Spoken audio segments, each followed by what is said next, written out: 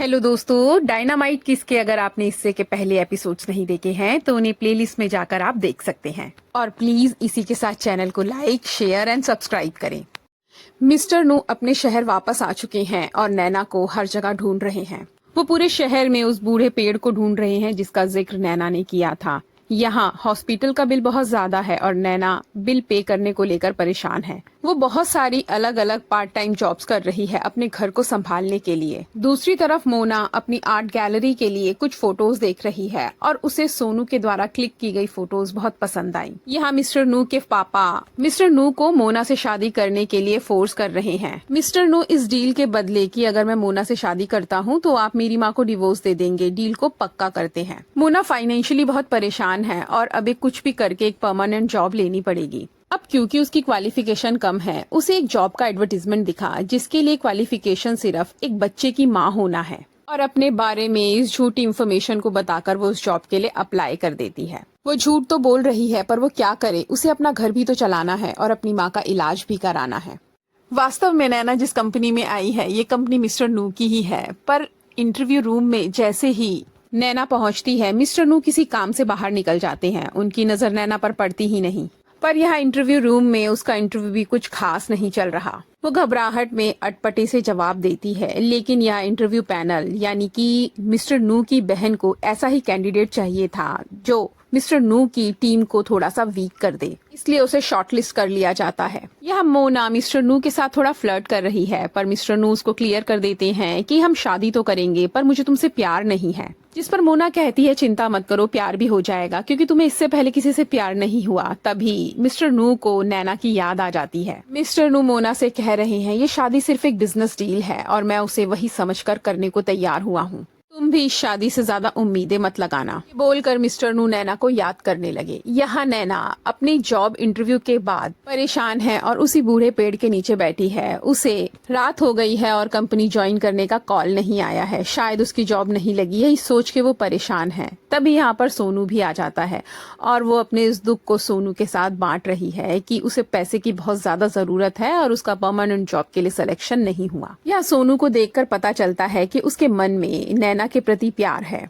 वो नैना को सांत्वना दे रहा है, तुम चिंता मत करो, सब ठीक हो जाएगा। पर इतने में नैना का फोन बजा और सामने से उसे पता चला कि उसका सिलेक्शन हो गया है और इस मूवमेंट को दोनों एंजॉय करने लगे। सुबह सुबह वो अपनी माँ के पास हॉस्पिटल आई है और उन्हें एक खुशखबरी सुना रही है कि माँ, आज मेरे जॉब का पहला दिन है, कल मेरा सिलेक्शन हो गया। यहाँ जब वो कंपनी में आती है तो उसी के जैसी चार बल्कि उससे भी ज्यादा होमली लेडीज जिनका प्रोफेशनल रिकॉर्ड कुछ था ही नहीं, सेलेक्ट होकर आई हुई हैं और वो काम से ज्यादा खाने पीने की बात कर रही हैं। मिस्टर नू जब अपनी 4 टीम मेंबर्स से मिलने के लिए आते हैं तो नैना को देखकर हैरान रह जाते हैं क्योंकि जॉब की क्वालिफिकेशन के अनुसार ये जॉब तो सिर्फ बच्चे की माँ को मिलनी थी। तो क्या नैना मैरिड है और उसके बच्चे भी हैं? और मिस्टर नू द्वारा ये क्वेश्चन पूछे जाने पर वो कह देती है कि हाँ, मेरा एक बेटा है। और ये सुनकर मिस्टर नू बुरी तरीके से हंसने लग जाते हैं। शाम के समय जब मिस्टर नू और नैना की लिफ्ट के पास मुलाकात होती है तो मिस्टर नू एक के बाद दूसरा सवाल पूछने लग जाते हैं। अब नैना फंस चुकी है। वो ये तो बता नहीं सकती कि वो सिंगल है क्योंकि यही जॉब की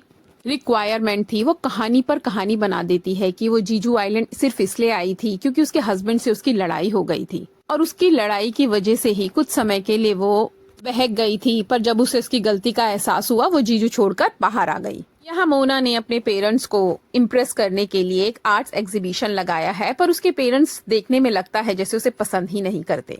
यहाँ कंपनी की चारों लेडीज अपने वर्क एरिया में आ गई हैं। तभी मिस्टर नू यहाँ पर मिलकर उनसे कहते हैं, मुझे पता है तुम्हारी क्वालिफिकेशन कितनी है, तुम कंपनी के अंदर सिर्फ अपने मतलब से मतलब रखना और काम पर ध्यान देना, ना कि मेरे कामों के बीच में इंटरफेयर करना।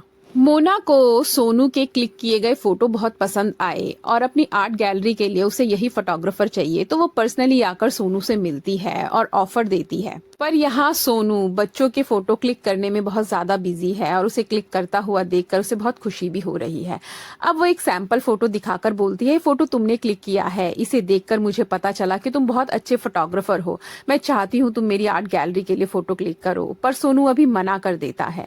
वहाँ दूसरी तरफ शाम को मिस्टर नू जब नैना से मिलते हैं तो कहते हैं, तुम्हारी मौजूदगी से मुझे कंपनी में दिक्कत हो रही है और क्योंकि तुमने झूठ बोला है तो मैं चाहता हूँ कि तुम कल की कल जॉब से रिजाइन कर दो।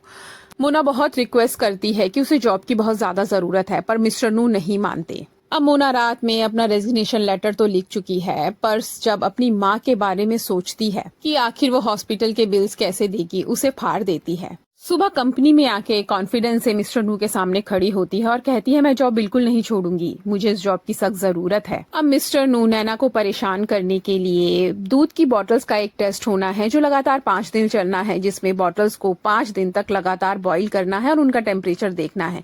ये काम नैना को सौंप देता है और उसे 5 दिन तक लगातार ये काम करना होगा।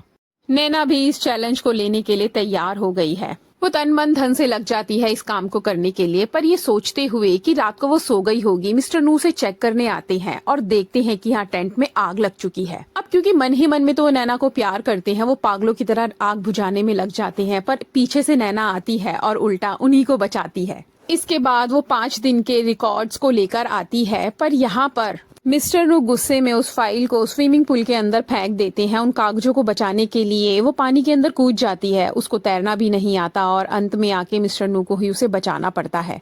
और अंत में मिस्टर नू पूछते हैं, आखिर तुम किस मिट्टी की बनी हो, जब तुम्हें तैरना नहीं आता तुम पानी में कूदी क्यों? जिसके जवाब में वो बोलती है कि आपके लिए सिर्फ कागज होंगे, पर हमारे लिए हमारी रोजी रोटी है। हम सभी औरतों के सपने हैं, हमारा घर चलाना है, हमारे लोन्स चुकाने हैं। अब नैना भीगी हुई हालत में सड़क पर जा रही है, तभी मिस्टर नू उसके पीछे आते हैं और उसे कहते हैं, मेरी गाड़ी में बैठ जाओ, मैं तुम्हें घर तक छोड़ दूंगा, नहीं तो तुम्हारी तबीयत खराब हो जाएगी।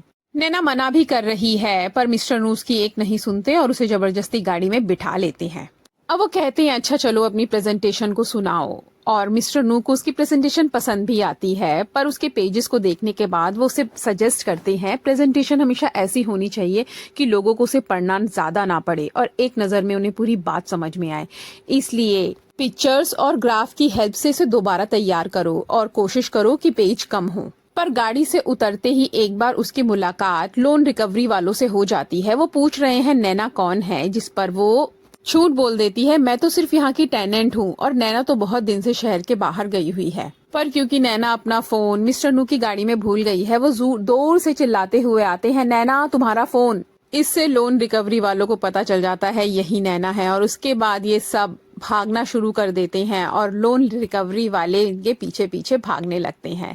तभी रास्ते में सोनू भी इन सभी को भागता हुआ देखता है और वो भी सबका पीछा करने लग जाते हैं। मिस्टर नू ने ऐसे तैसे करके नैना को बचा लिया है। सोनू भी इनका पीछा करता हुआ आ गया है। जैसे ही वो दरवाजा खोलता है, मिस्टर नू को लगता है कि ये ही वही उन गुंडों में से एक है और अपना परिचय देते हुए मिस्टर नू कहते हैं कि मैं नैना का बॉस हूँ और तुम कौन हो। तभी सोनू को नैना की वो बात याद आ जाती है कि उसे अब ऑफिस वालों के सामने उसका पति होने का नाटक करना पड़ेगा और वो अपना परिचय नैना के पति के रूप में कराता है। और ये बात सुनकर मिस्टर नू शांत हो जाते हैं और अपनी आंखों के सामने नैना को सोनू को सौंप देते हैं और अपने टूटे हुए दिल को लेकर वहीं बैठ जाते हैं। नैना बहुत ज्यादा थक चुकी है, उसके पैर में चोट भी लगी है, जिस पर सोनू उसे अपनी कमर पे बिठाता है और ले जाता है। ये पल मिस्टर नू के लिए बहुत ही भारी था, पर वो ये सोचकर परेशान हो रहे हैं, आखिर इसका पति से इतना प्यार करता है तो इतना नाराज होने के बाद ये जीजू उसे ढूंढने आया क्यों नहीं। मिस्टर नू ये बात अपने दोस्त से भी डिस्कस करते हैं, जिसके जवाब में दोस्त कहता है, बॉस एक्चुअली आपको जलन हो रही है।